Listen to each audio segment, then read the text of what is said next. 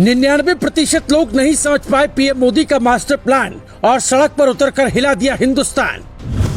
अग्निपथ योजना बदलेगी सेना की तस्वीर, आदि खबर सुनकर आप मोदी को अपना दुश्मन मत मानिए।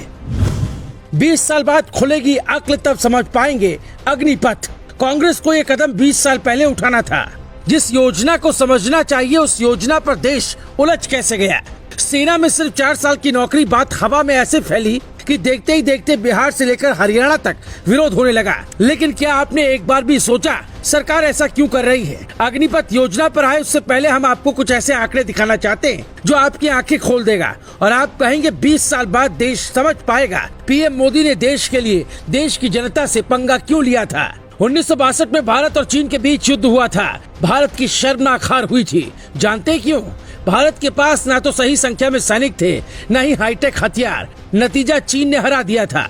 2022-23 में भारत सरकार ने रक्षा के लिए 5,25,166 करोड़ का बजट पेश किया। इसमें करीब 20% यानी 1,19,000 करोड़ रुपए सरकार हर साल पेंशन में बांट देती है। हर साल सरकार 2,33,000 करोड़ जवानों पर खर्च करती है। इसमें हथियार शामिल नहीं है। सरकार के पास मात्र 40% बजट बचा है, जिससे आप दुनिया की मजबूत सेना बनना चाहते हैं। यानी कमाया लाखों लेकिन खाया पिया तो बचा नहीं हजारों।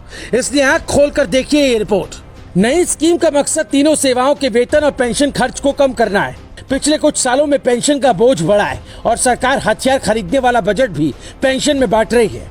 देश हित में तो अग्निपथ फैसला 100% सही लगता है। अगर व्यक्ति विशेष के लिए देखें तो योजना अच्छी नहीं लगेगी। यही कारण है देश के युवा अपने अपने हिसाब से फायदा देखते हुए सड़कों पर उतर आए। विरोध की असली वजह ये भी नहीं है। विरोध की असली वजह है अग्निपथ की उम्र सीमा। आपको याद है जब आप 17 साल के थे तो क्या कर रहे थे? जिस उम्र हम ये डिसाइड नहीं कर पाते उस उम्र सरकार आपको देश की सुरक्षा का जिम्मा दे रही है। दरअसल विरोध के पीछे का तर्क है 17 साल यानी पढ़ाई की उम्र। लेकिन हमने पड़ताल की तो पता चला 17 साल देश में कई नौकरी में जाने का सबसे सही समय होता है। फिर उम्र का विरोध क्यों?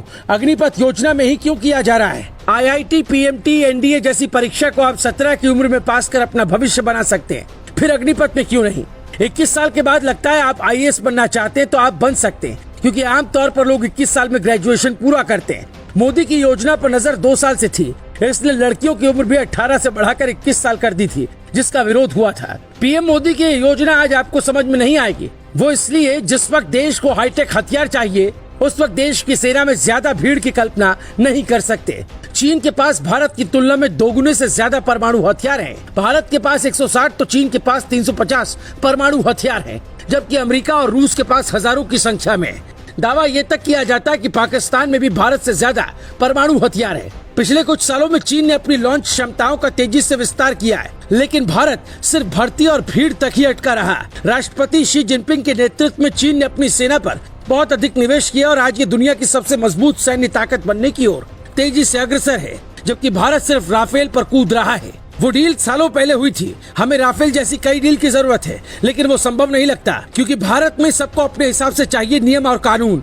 अब आप तय करिए, देश हित के लिए मोदी का अग्निपथ चाहिए या फिर आपको ये विरोध का तरीका पसंद है। शुभम तिरंगा लगाओ। भारत माता की, भारत माता की।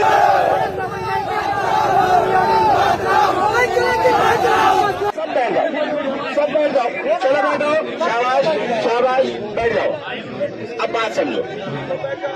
पहली बात, नौकरी तुम्हें चाहिए, हमें भी चाहिए, और मैं चाहूंगा सब बैठ जाओ। अगर मुझे तुम चाहो मैं खड़ा भी हो सकता हूँ। सब बैठ जाओ, ठीक है? बैठ जाओ। तुम्हारा ज्ञापन लेने के लिए जिलाधिकारी खड़े। ठीक, तुमने मेरे बच्चे हो, मैं तुम्हारे साथ हूँ। पहले देखो एक बात, खरबूजे को देख के खरबूजा रंग बदलता। सही बात समझो। भारत सरकार भी वाली बात मुंह नहीं बंद होना चाहिए। मेरा मुंह खुला, सब मुंह खोलो।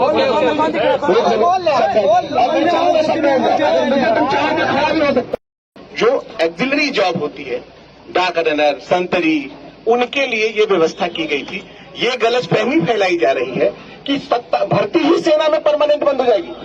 नहीं, बिल्कुल गलत है। 97%, यदि गवर्नमेंट का स्पष्टीकरण हम लोग के पास है, 97% पूर्व सेना की भर्ती उसी तरह बरकरार रहेगी और जो शीघ्र आने ही वाली 3% ये इंतजाम किया गया है उन लोगों के लिए जो कि आए और उनको भी अन्य सेवाओं में आरक्षण के प्रावधान की बात चले।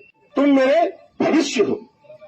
तो इस बात को समझो, जो करना है बहुत सोच समझ के, आपकी बात सुनी जाएगी। शासन, सरकार सब संवेदनशील।